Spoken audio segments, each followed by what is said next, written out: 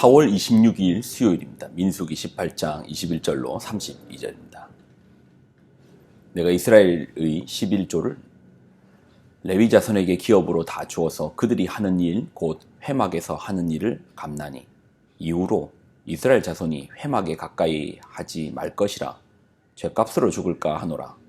그러나 레위인은 회막에서 봉사하며 자기들의 죄를 담당할 것이요 이스라엘 자손 중에는 기업이 없을 것이니 이는 너희 대대로 대대의 영원한 율례라.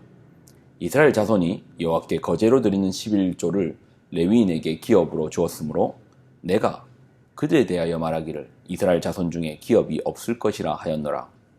여호와께서 모세에게 말씀하여 이르시되 너는 레위인에게 말하여 그에게 이르라.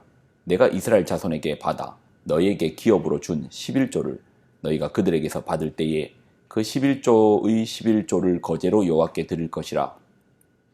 내가 너희의 거제물을 타작 마당에서 드리는 곡물과 포도즙 틀에서 드리는 즙같이 여기니 너희는 이스라엘 자손에게서 받는 모든 것의 11조 중에서 여호와께 거제로 드리고 여호와께 드린 그 거제물은 제사장 아론에게로 돌리되 너희가 받은 모든 헌물 중에서 너희는 그 아름다운 것 곧 거룩하게 한 부분을 가져다가 여호와께 거제로 드릴지니라. 이러므로 너는 그들에게 이르라. 너희가 그 중에서 아름다운 것을 가져다가 드리고 남은 것은 너희 레위인에게 타작마당의 소출과 포도즙 틀의 소출같이 되리니 너희와 너희 권속이 어디서든지 이것을 먹을 수 있음은 이는 회막에서 일한 너희의 보수임이니라. 너희가 그중 아름다운 것을 받들어 드린즉 이로 말미암아 죄를 담당하지 아니할 것이라. 너희는 이스라엘 자손의 성물을 더럽히지 말라. 그리하여야 죽지 아니하리라. 아멘. 기도하겠습니다. 하나님, 오늘도 주의 말씀으로 나아갑니다. 말씀이 우리를 새롭게 하시고 말씀으로 말미암아 달마다 새것 되게 하여 주옵소서. 영광을 드립니다. 예수님의 이름으로 간절히 기도드리옵나이다. 아멘. 민수기 16장의 사건으로부터 파생되는 이야기들입니다. 고라와 다단과 온의 반란인 결국 이제 제사장과 레위인 간의 갈등이었습니다. 누가 영적 리더십을 가지고 있는가? 그 문제 앞에 하나님은 각자의 몫을 구분해 주시는 겁니다. 참 지혜로우시죠. 결국은 그 싸움이 어디에 있다라는 겁니까? 왜 넌 더 가지냐? 네 몫은 어디까지냐? 그 규정을 해줘 버리는 거예요. 정해 주십니다. 자, 그 갈등 앞에서 하나님은 제사장의 몫과 레위인의 몫을 구분해 주시는데 제사장의 몫은 특별히 이제 처음 것, 처절매, 처음 태어난 사람의 대속금 이런 것들이 제사장의 몫이라면 레위인의 몫은 11조에 가깝습니다. 11조입니다. 21절 내가 이스라엘의 11조를 레위 자손에게 기업으로 다 주어서 그들이 하는 일 곧 회막에서 하는 일을 감나니 이후로는 이스라엘 자손이 회막에 가까이 하지 말 것이라 죗값으로 죽을까 하노라. 그러나 레위인은 회막에서 봉사하며 자기들의 죄를 담당할 것이요 이스라엘 자손 중에서는 기업이 없을 것이니 이는 너희의 대대의 영원한 율례라. 이스라엘 자손이 여호와께 거제로 드리는 11조를 레위인에게 기업으로 주었으므로 내가 그들에 대하여 말하기를 이스라엘 자손 중에 기업이 없을 것이라 하였노라. 레위인은 이스라엘 백성들의 그 11조를 통해서 회막을 유지보수하고 자신들의 생계도 책임을 지는 것입니다. 이렇게 하는 이유는 레위인 역시도 뭐가 없다? 기업이 없기 때문입니다. 당시 땅은 기업인데 산업인데 모든 소출이 땅에서부터 출발하잖아요. 쌀도 자라고 나무도 자라고 다 땅으로부터 공급을 받는데 그 땅이 없습니다. 지금으로 치면 공장이고 사업체고 가게인데 이러한 기업이 없다라는 겁니다. 하나님 특별히 제사장과 레위인에게 땅을 분배해 주시지 않았습니다. 성도들의 11조를 통하여서 그들을 먹이게 하십니다. 가끔 이제 11조 얘기가 나왔으니까 11조 얘기는 얘기하기가 참 어렵습니다. 본문이 말할 때는 본문이 말할 때만 말하려고 합니다. 일부러 뭐 강단에서 얘기는 하지 않습니다. 그러나 본문이 말할 때는 또 피해가려고 하지 않습니다. 듣기 싫어한다는 거 알기에 굳이 듣기 싫은 얘기 하고 싶지 않지만 본문이 말할 때는 같이 조금씩 나눠보려고 합니다. 11조에 대해서 가끔 이제 목회자들이 다 가지는가 묻는데 아닙니다. 11조가 많든 적든 그는 저희 사례에 큰 차이를 주지 않습니다. 11조가 많다고 보너스를 받고 11조가 적다고 봉급이 사례가 삭감되고 그러지 않더라고요. 가끔 유튜브에 11조를 내야 하는가 말아야 되는가, 구약에 있는 11조 신약인데 굳이 그걸 지킬 필요가 있는가, 저에게 묻는다면 저는 내시라고 권면합니다. 이유는 물질의 문제 때문이 아닙니다. 고백의 문제입니다. 10을 벌었습니다. 10을 벌었습니다. 일을 드립니다. 그러니 어떤 사람은 10으로 살고 어떤 사람은 하나가 없는 9로 삽니다. 10으로 사는 사람과 9로 사는 사람. 저도 사실 그게 쉽지 않아요. 10개인데 그 중에 하나를 뺀다는 게 쉽지 않습니다. 근데 11조는 고백입니다. 하나님 앞에 하나를 드린다는 고백. 아니요. 하나님 앞에 내 10개 중에서 어떤 한 가지를 드린다는 고백. 아니요. 11조는 대표성의 원리입니다. 하나를 드림이 아니라 10가지를 드립니다. 전부를 드립니다. 하나님 앞에 모두를 드리는 겁니다. 모두를 드리고 대표성으로 하나를 드리고 나머지 9개로 사는데, 이 9개는 이제 내 것이 아닙니다. 청지기의 마음이죠.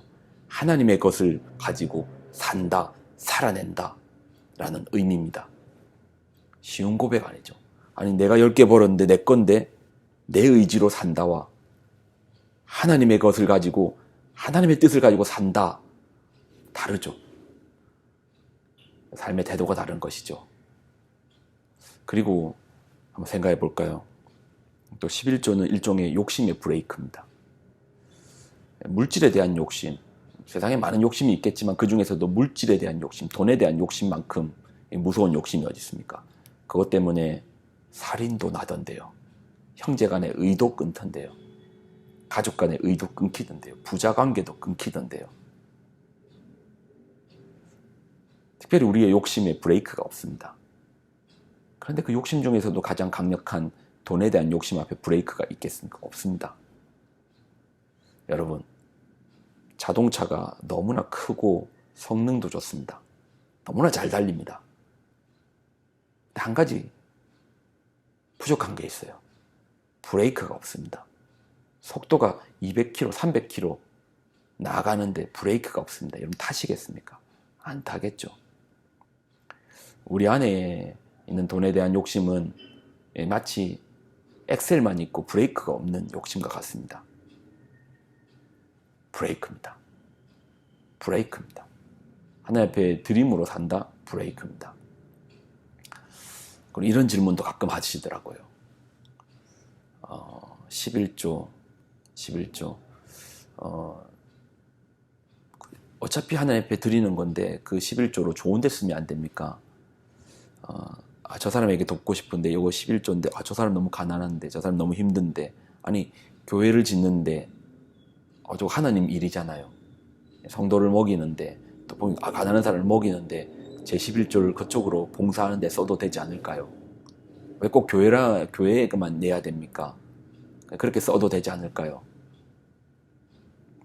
예전에 저에게 이 질문을 했을 때는 그런다고 큰 문제 있을까? 그래도 되지 않을까? 근데 요즘은 그렇게 하지 않습니다. 교회로 꼭 내시라고 가르칩니다. 인간의 욕망은 여러 가지로 표현됩니다. 결국 하나님 앞에 우리의 물질을 드린다. 물질은 결국 나에 대한 표현이잖아요.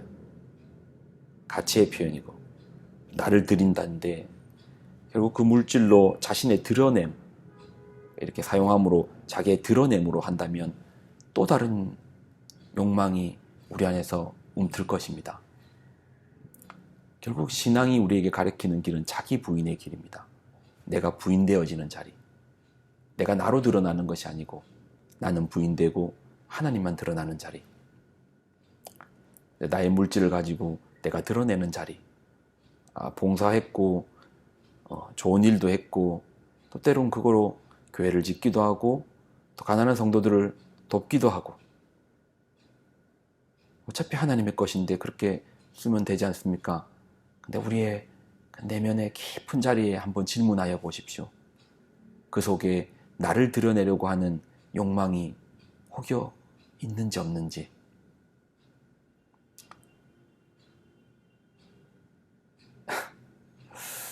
그렇다면 그렇게 위험한 행동을 왜 합니까? 에이, 근데 교회를 뭘 믿고 교회에다가 냅니까? 교회의 머리는 하나님이십니다.